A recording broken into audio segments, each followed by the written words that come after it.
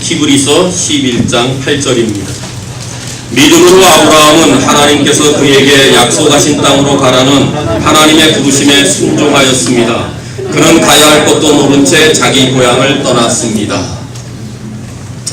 성도는 이론으로 살아가는 사람이 아니라 믿음으로 살아가는 사람입니다. 성도는 설명으로 살지 아니하고 말씀의 약속으로 삽니다. 천지개벽이 일어난다 해도 영원히 변화되지 않는 하나님의 말씀을 내가 100% 믿고 살아간다면 하나님은 우리의 삶을 기쁘게 받아주십니다. 그런데 우리의 삶 속에 기쁨과 기적을 체험하지 못하는 것은 하나님께 문제가 있기 때문이 아니라 우리의 믿음의 순도와 강도가 약하기 때문입니다. 우리는 내가 정말 하나님을 믿고 있는가? 내가 하나님의 말씀을 진짜 믿고 있는가? 날마다 점검하셔야 됩니다. 머리로만 믿어서는 안 됩니다. 지식으로만 알아서가 아니 됩니다. 만일 하나님을 이론적이고 피상적으로 생각하며 가볍게 믿어왔다면 오늘 이 아침에 그만 청산하시고 삶 속에서 하나님의 은혜를 경험하는 삶이 되기를 또 바랍니다. 하나님은 우리 모든 존재의 근원이십니다. 하나님은 살아계십니다. 하나님은 오늘도 동일하게 역사하십니다. 성경의 하나님이 오늘 우리의 하나님이십니다. 우리의 믿음의 삶의 기초는 바로 하나님이십니다. 하나님은 우리의 삶 속으로 다가오시는 분이십니다. 하나님은 우리를 먼저 찾아오시는 분이십니다. 그래서 우리가 그 하나님께 나아가기만 하면은 하나님은 우리를 언제나 만나주시며 우리의 남은 생애 가운데 풍성한 은혜와 놀라운 사랑으로 계속 채워주실 줄로 믿습니다. 아브라함이 그랬습니다. 하나님께서 아브라함을 먼저 찾아오셨습니다.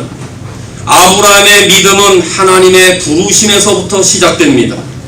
그에게는 먼저 부르심이 있었습니다. 그 다음에 풍성한 은혜가 그를 따라오게 됩니다. 하나님은 이처럼 믿음의 사람들을 불러내십니다. 지금 이 시대에도 끊임없이 불러내십니다. 우리의 삶에도 그렇다면 하나님의 부르시는 사건이 분명히 있어야 합니다. 부르심은 하나님과의 만남의 사건입니다. 하나님의 계획과 하나님의 사명 속으로 불러들이는 것입니다. 어둠에서 빛으로 무의미한 인생에서 참된 삶의 의미로 전환하는 것이 부르심입니다. 육체의 삶에서 영적인 세계로 나아가게 하는 것이 하나님의 부르심입니다. 그래서 하나님의 부르심은 언제나 우리의 삶의 분기점이 됩니다. 왜냐하면 부르심은 생명과 죽음을 가르는 선이기 때문에 그렇습니다. 그렇다면 믿음은 부르심에 반응하는 것입니다. 하나님의 부르심에 응답하는 것입니다. 부름이 있는데 그 부름을 외면하거나 그 부르심에 아무런 반응이 없다면 우리의 삶에는 아무런 일이 일어나지 않습니다. 부르심에 응답 없이 살다가 자연적으로 죽는 삶은 무의미한 삶입니다. 반면에 부르심을 경험한 성경의 많은 인물들은 그 부르심부터 믿음의 삶을 새롭게 출발했습니다. 떨기나무 불꽃 가운데서 부르심을 받은 모세, 이세 아들 중에서 기름 부음 받은 목동 출신의 다윗, 갈릴리 바다에서 고기잡이 하던 베드로, 예수 믿는 자들을 핍박하러 가는 다메섹 도상의 바울, 바로 이들이 다 그들입니다. 이들은 모두 하나님의 부르심에 응답하여 새로운 믿음의 경주를 시작했습니다. 그렇다면 하나님의 부르심에 응답했던 아브라함의 믿음은 어떻게 나타났을까? 하나님의 부르심에 믿음으로 응답한다는 말은 과연 무엇일까요? 하나님이 우리를 부르실 때 우리는 어떻게 반응을 해야 될까요? 먼저 부르심은 이해하기 전에 먼저 순종하는 것입니다. 하나님의 부르심이 있다면 일단 순종하는 것입니다. 이해하려고 애쓰지 마십시오. 8절을 다시 보겠습니다. 믿음으로 아브라함은 하나님께 그에게 약속하신 땅으로 가라는 하나님의 부르심에 순종하였습니다. 그는 가야 할 것도 모른 채 자기 고향을 떠났습니다. 이 구절은 우리의 믿음의 삶에 있어서 가장 중요한 것을 알려줍니다. 바로 가야 할 것도 모른 채 떠났다는 것입니다. 개역 한글은 갈 바를 알지 못하고 나아갔다는 것입니다. 다시 말하면 보이지 아니하는 하나님의 부르심의 명령을 받았을 때에는 구체적인 내용이 없다는 것입니다. 우리 모두가 이런 부분을 놓치기 쉽습니다. 그러니 오늘 이 본문의 말씀이 우리 마음판에 강력하게 새겨지기를 원합니다. 동일한 내용을 다루고 있는 창세기 12장 1절에 여호와께서 아브라함에게 말씀하셨습니다. 네 나라와 친척과 아비의 집을 떠나 내가 너에게 보여줄 땅으로 가거라. 보여준 땅이 아닙니다. 보여줄 땅으로 가라고 했습니다. 가라는 명령은 분명한데 어디로 가야 하는지를 말씀하지 않았습니다. 하나님은 구체적인 설명이 없이 아브라함에게 그냥 떠나라고만 하셨습니다. 이것이 하나님의 부르심의 특징입니다. 그렇다면 하나님이 나를 부르실 때는 내가 왜 떠나야 되는지, 어디로 가야 되는지에 이해되기 전에 일단 순종해야 하는 것임을 알 수 있습니다. 여기에서부터 믿음의 역사가 일어나는 것입니다. 믿음의 출발은 언제나 이해가 먼저 아니라 순종이 요구됩니다. 설명을 요구하면 안 됩니다. 부르심은 하나님의 명령이기에 일단 순종하는 것입니다. 하나님은 설명해 주지 아니하고 그 대신 우리에게 믿음을 요구하십니다. 믿고 떠나는 것이지 내가 설명을 해줄 테니 떠나라고 말씀하지 않습니다. 그래서 본문은 믿음으로 아브라함은 부르심에 순종하였다고 하면서 아브라함의 믿음을 칭찬하고 인정하고 있는 것입니다. 부르심은 명령입니다. 이 명령에 반응한 것이 믿음입니다. 믿음의 삶에는 설명서가 없습니다. 믿음의 삶의 출발 지점에는 아무것도 없습니다. 그래서 믿음의 첫걸음을 내딛는 것이 그렇게 어려운 것입니다. 첫 발을 내디딜 때 아무런 것이 보이지 않기 때문에 그렇습니다. 그래서 사람들은 첫 발을 내딛는 것을 굉장히 두려워합니다. 무엇인가 보여야 할 텐데 아무것도 보이지 않기 때문에 그렇습니다. 무엇인가 손에 잡혀야 될 텐데 아무것도 잡히지가 않기 때문에 떠나라는 부르심에 떠나기가 어렵다는 것입니다. 하지만 믿음은 두려움을 이기게 합니다. 하나님은 사람들을 부르실 때 나를 따르면 잘 될 것이다. 문제를 다 해결해 줄 것이다. 이렇게 말씀하신 적이 한 번도 없습니다. 대신 내가 너와 함께 하겠다. 두려워하지 말라고 하십니다. 믿으면 영광을 보리라라고만 말씀하십니다. 구체적이고 실제적인 명령은 우리에게 알려주지 않으십니다. 여기에서 우리는 매우 혼동스럽습니다. 불확실한 길을 어떻게 갈 수 있는가? 뭐라도 좀 알려주셔야 하는 거 아닌가? 라는 질문을 할 수 있습니다. 그래서 어떤 사람들은 하나님이 부르시는데도 계속 왜요? 이런 질문만 하다가 세월을 보냅니다. 세상에는 어떤 일을 시작하려면 반드시 확인하고 또 검증해야 됩니다. 아무것도 보장이 되지 않으면 움직이지 않으려고 합니다. 이 세상의 일은 보장된 일에만 나섭니다. 아무리 설명서가 있어도 충분히 납득할 수 없다면 행하지 않습니다. 그러나 하나님의 부르심의 방식은 세상과 다릅니다. 설명서 없이, 지도 없이, 보장 없이, 안전장치 없이 그냥 출발하는 것입니다. 그것이 하나님의 부르심에 순종으로 반응하는 것입니다. 그런데 부르심에서 중요한 것은 부르시는 분이십니다. 부르시는 분이 부르심보다 중요하다는 말씀입니다. 부르시는 분이 누구냐에 따라 그 부르심에 중요한 의미가 달려있기 때문에 그렇습니다. 그러므로 누가 불렀는가가 중요합니다. 그렇다면 본문에서 아브라함이 갈 바를 알지 못하고 나아갔다고 했는데 이것이 과연 어떻게 가능할까요? 아브라함은 그를 부르시는 분이 누구인지 알았기 때문입니다. 아브라함은 자신이 부르시는 하나님이 누구인지를 알았기 때문에 출발한 것입니다. 하나님이 누구신지 알 수 없는 상태에서는 출발할 수 없습니다. 잘 모르는 누가 불러서 가는 것은 그야말로 바보짓입니다. 이 사실을 어떻게 알 수 있습니까? 사도행전 7장 2절과 3절에 스데반의 설교 가운데 등장하는 아브라함의 이야기를 통해서 우리는 확인하게 됩니다. 스데반이 이제 돌을 맞아가기 얼마 전 이스라엘의 부형들을 불러놓고 말합니다. 이스라엘의 부형 여러분, 내 말을 제발 좀 들어보십시오. 우리의 조상 아브라함이 하란에서 살기 전 메소포타미아에 있을 때에 영광의 하나님이 그에게 나타나셔서 네 고향과 친척을 떠나 내가 네게 보여줄 땅으로 가라고 말씀하셨습니다. 여러분, 그의 설교 중에 중요한 것을 우리에게 알려줍니다. 그것은 영광의 하나님이 아브라함에게 나타나셨다는 것입니다. 개역 한글에는 영광의 하나님이 아브라함에게 보이셨다. 아브라함이 고향을 떠나는 부르심에는 영광의 하나님이 나타나셨기 때문입니다.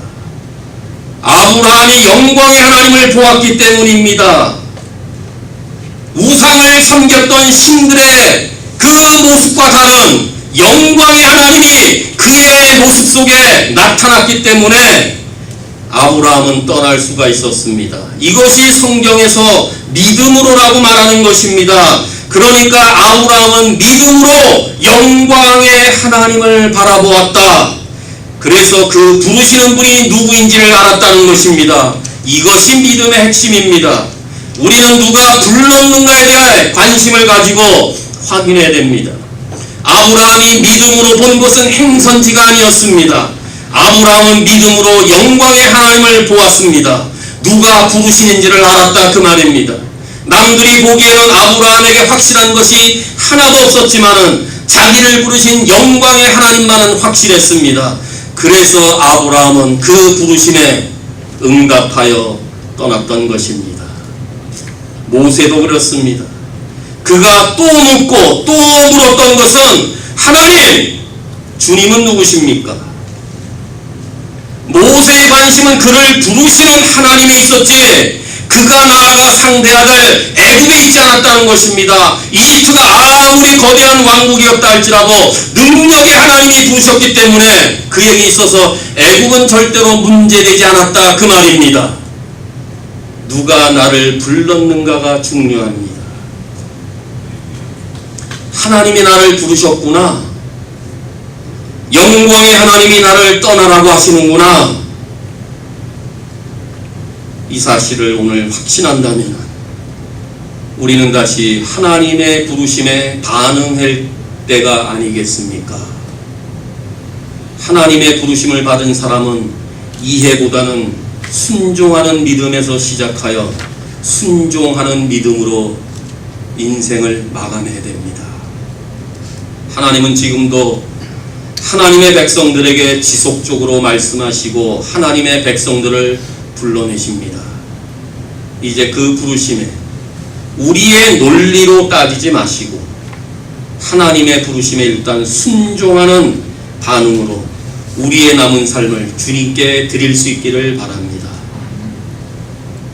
하나님의 부르심에는 일단 순종해야 될 뿐만 아니라 그 부르심을 받았을 때에는 옛 삶으로부터 떠나야 합니다. 옛 삶으로부터 떠나는 것이 부르심입니다. 하나님께서 아브라함에게 처음으로 나타나서 하신 말씀은 떠나라는 것이었습니다. 고향 친척 아비의 집을 떠나라. 이 말처럼 쉬운 일이 아닙니다. 지금같이 이사가 자주 있고 또 이민자들의 발걸음도 그 어느 때보다 더 쉽게 오는 이 시절과는 비교할 수 없는 당시대의 배경은 그렇지가 않습니다. 고향을 떠나 타국으로 간다, 이역만리로 가서 산다는 것은 생명을 걸어야 할 만큼 위험천만한 일이었습니다. 또한 아브라함이 살던 곳은 메소포타미아 문명의 발상지로서 고도의 문명이 존재했던 곳으로 풍요롭고 찬란함이 넘치는 최고의 도시였습니다. 모든 문명의 발상지가 다 강을 끼고 일어나지 않습니까? 유프라테스 티그리스강 하류에 우르가는 곳이 바로 그런 곳이었습니다.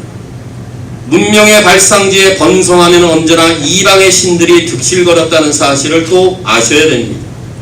그래서 고고학자들에 의해 발굴된 그들의 집터에는 대부분의 집이 거의 예외 없이 2층에다 우상의 신들을 모시는 산당이 있었다는 것이 발굴된 고고학의 증거입니다.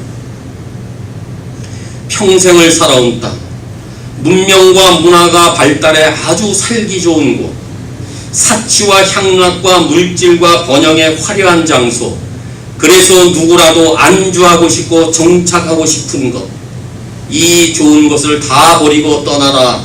그것도 어딘지 알려주지도 않으면서 땅으로 떠나라는 부르심의 명을 받은 아브라함. 이것이 바로 그가 당면했던 상황이었습니다.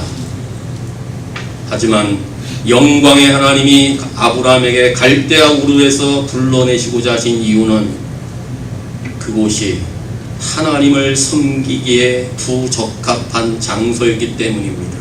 아니 더 나아 그를 통한 하나님의 구원의 계획과 그를 통해 온 인류에 전달되어질 하늘의 놀라운 복에 대한 사명이 있었기 때문입니다. 아무리 살기 좋은 곳이라 할지라도 하나님을 섬기기에 부족한 곳이라면 우리도 언제든지 그곳을 떠나야 합니다. 현재 생활이 아무리 내게 만족을 준다고 할지라도 그것이 하나님의 구원의 사명을 감당하는데 방해가 된다면 그 생활은 버려야 합니다. 그렇다면 오늘을 살아가는 우리에게 나라와 친척과 아버지의 집을 떠나라는 것은 우리에게 무엇을 말하고 있는 것입니까? 나라를 떠나라, 본토를 떠나라는 것은 아브라함의 잔뼈가 굵은 삶의 터전을 말합니다. 즉 삶의 근거를 바꾸라는 주님의 명이십니다. 친척은 하나님을 섬기지 못하도록 방해하는 인간관계의 끈끈한 것들, 다른 사람의 생각에 영향을 받는 성향 등을 가르친다고 볼 수 있습니다. 즉 과거의 영향력에서 떠나라는 것입니다. 그렇다면 아버지의 집은 나 자신이 스스로 의지하고 있는 것들을 말합니다. 아버지께로부터 물려받은 이러한 성품들을 말하기도 합니다. 우리도 지금까지 아버지를 의지하고 있지 않습니까? 아버지는 소중하고 귀중하지만은 내가 새로운 가치관과 새로운 미래를 향해서 나아가기 위해서는 그 아버지의 영향에서도 벗어날 필요가 있습니다. 다시 말하면 새로운 삶의 주인이 필요하다는 것입니다. 그렇다면 우리가 떠나야 할 것은 바로 옛 습관, 옛 사람, 옛 가치관, 즉 옛 삶을 떠나는 것을 말합니다. 우리의 믿음의 생활이 어떻게 출발했습니까? 우리는 하나님의 나라를 우리의 나라로 섬기고 있지 않습니까? 두고 온 조국 땅이 있지만 예수 믿는 사람들의 출발은 우리의 조국을 섬기지 않고 하나님의 나라를 섬기는 것으로 시작했지 않습니까?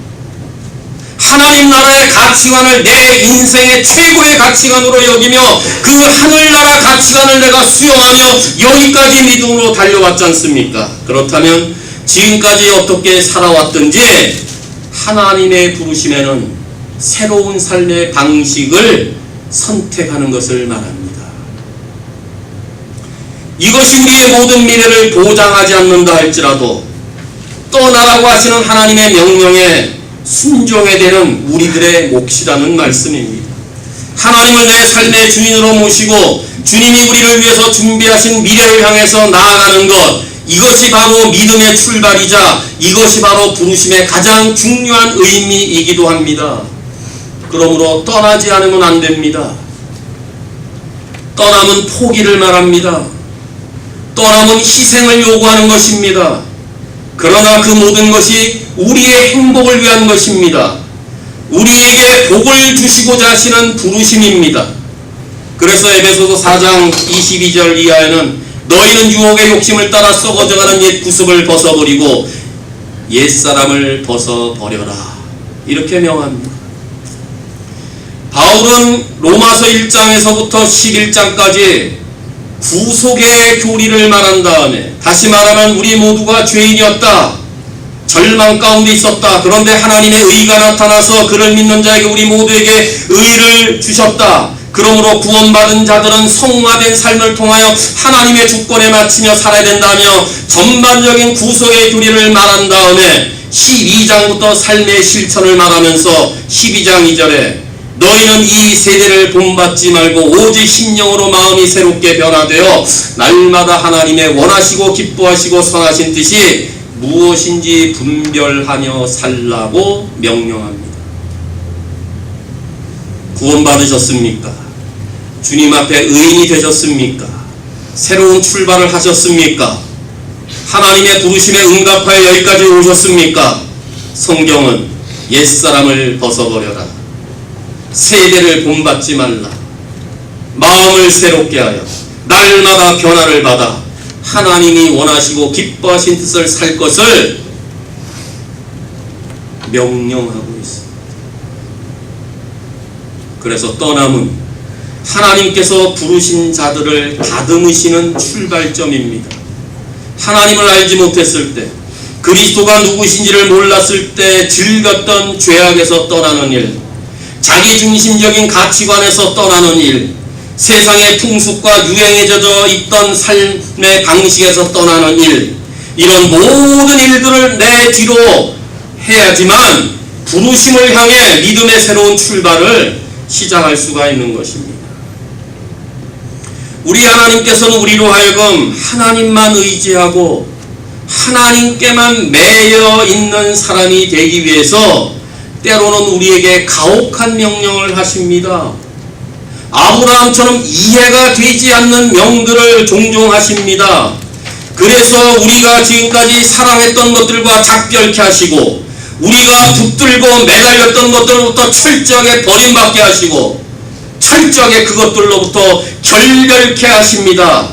이것이 우리에게는 때때로 괴로운 경험이지만 하나님께서는 그런 아픈 경험을 통해서 우리를 사랑하시는 분이 과연 누구이신지를 확실하게 알게 하고, 그런 삶의 눈물을 통해서도 인생의 참된 복이 무엇인지를 보여주십니다. 이처럼 우리 모두는 떠나라는 부르심의 명을 받은 자들입니다. 그렇다면 갈대아 우르에서 떠나야 합니다. 내가 애착하고 있는 것들 중에, 내가 지금도 집착하고 있는 것들 중에, 내가 지금 그것에 목숨 걸고 있는 것들 중에 옛자가 붙어 있는 것은 무엇입니까? 나에게 있어서 떠나야 될 갈대아 우르는 무엇입니까?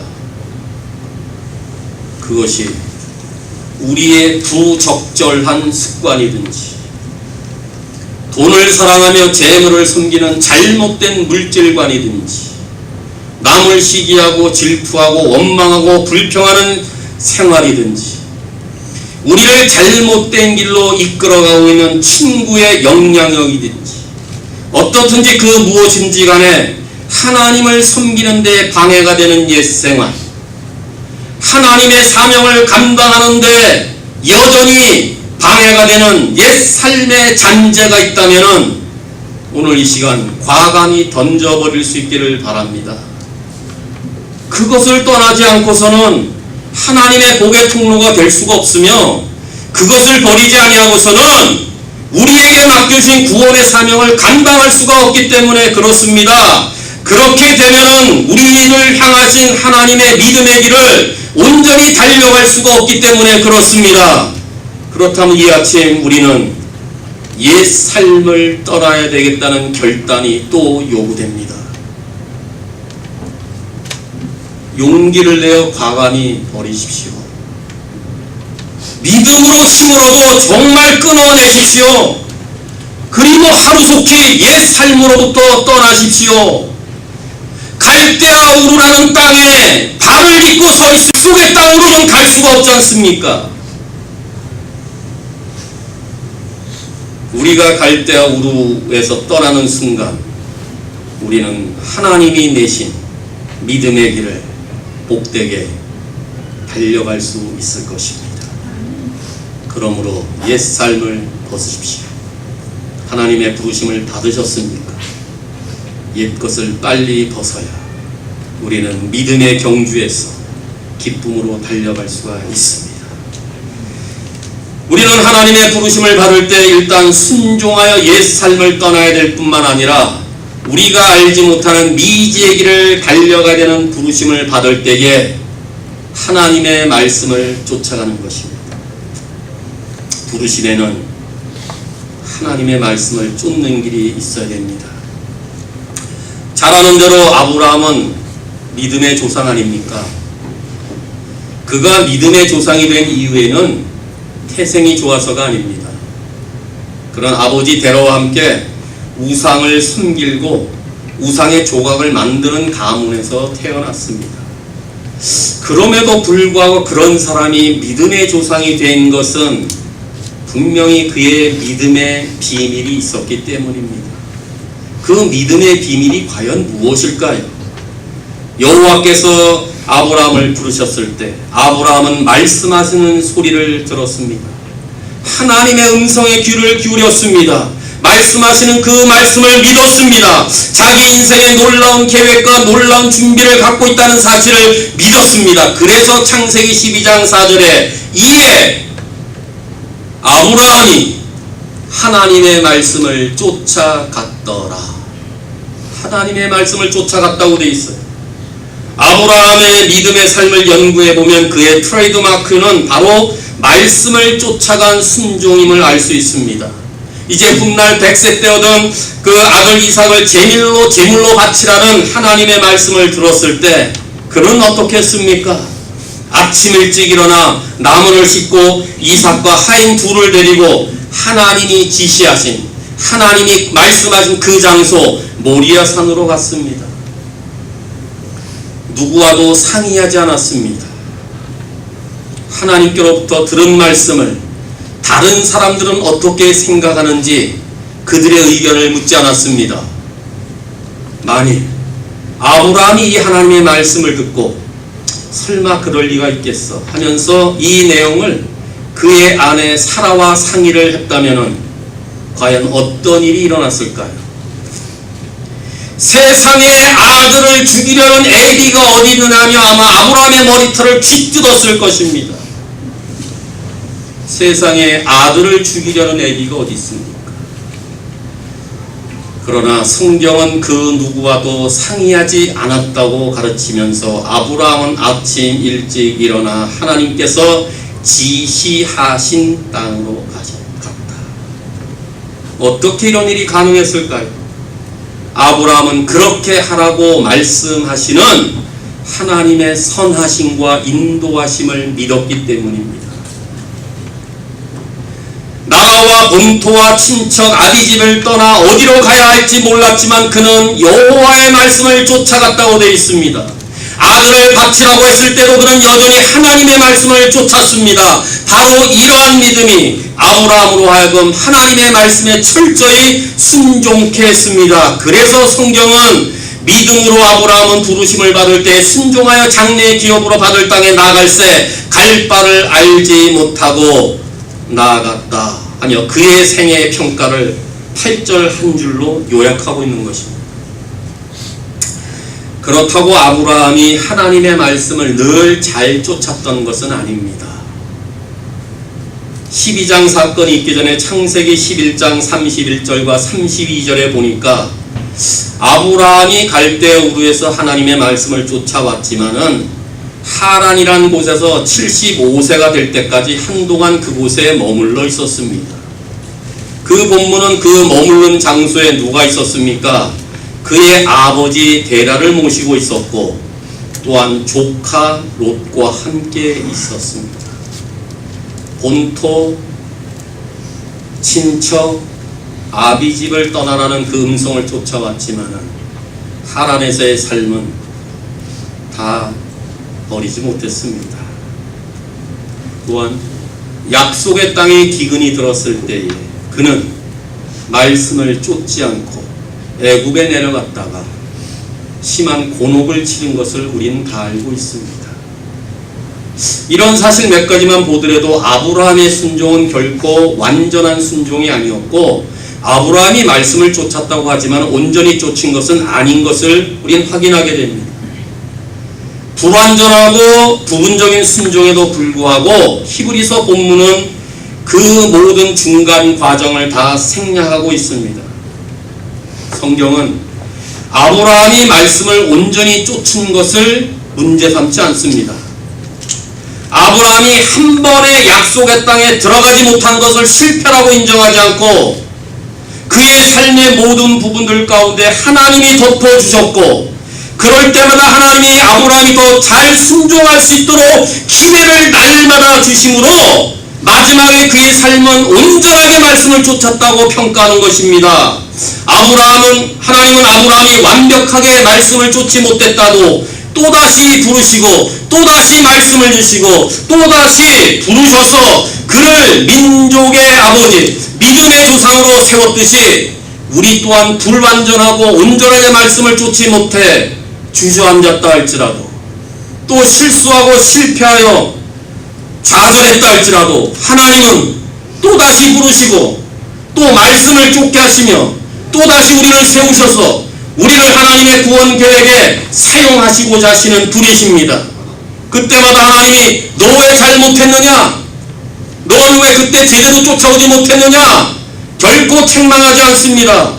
불완전한 가운데서도 명령에 다시 순종할 수 있도록 하나님 우리를 다시 빚어주시고, 또 그 순간에도 하나님은 또 말씀을 주셔서 하나님의 사람으로 세워주십니다. 하나님은 우리의 마지막 결론을 보십니다. 이것이야말로 하나님의 절대적인 은혜가 아니고 무엇이겠습니까?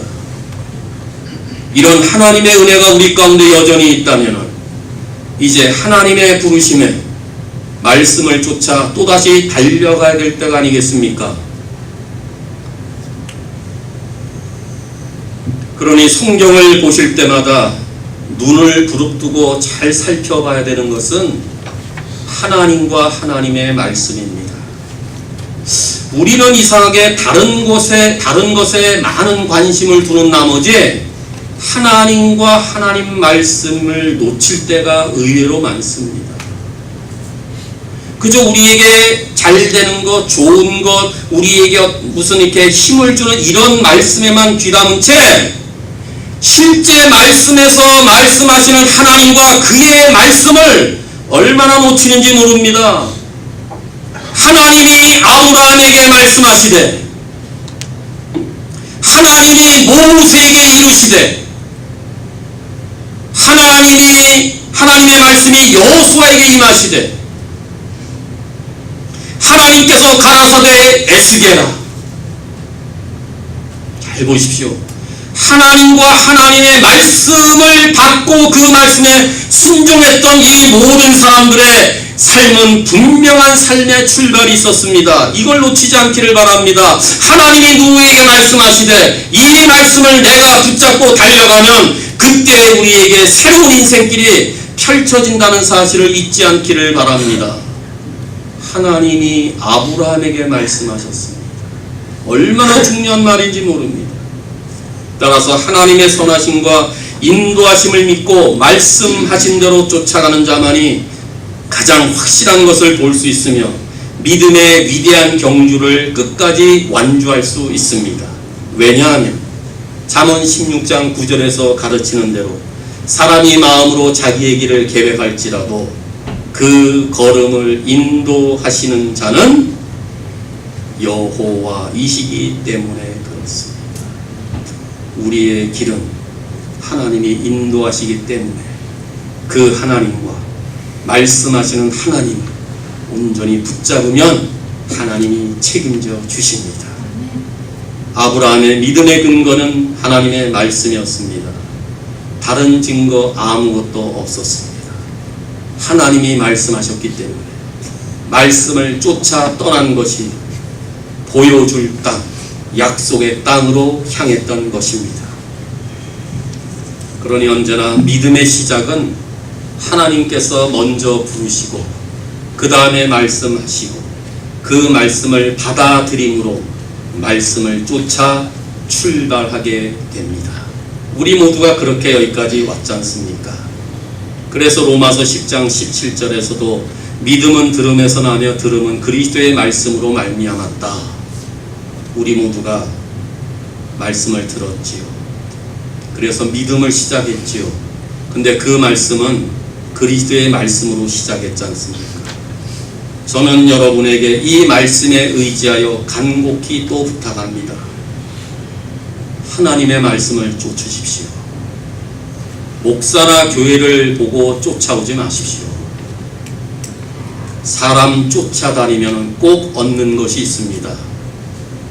실망과 상처뿐입니다. 저를 보고 왔다면 저에게 얼마나 많은 상처와 실망을 얻었습니까?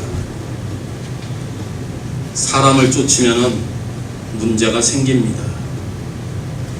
아브라함이 말씀을 쫓아갔다가 하나님의 약속의 아들을 얻지 못하게 되자 아브라함은 안타깝게 그의 아내 사라의 말을 쫓습니다. 여보, 하나님이 아들을 안 주시는 거 보니까 애굽에서 데려온 여종 하갈을 통해서 주시는가 봅니다.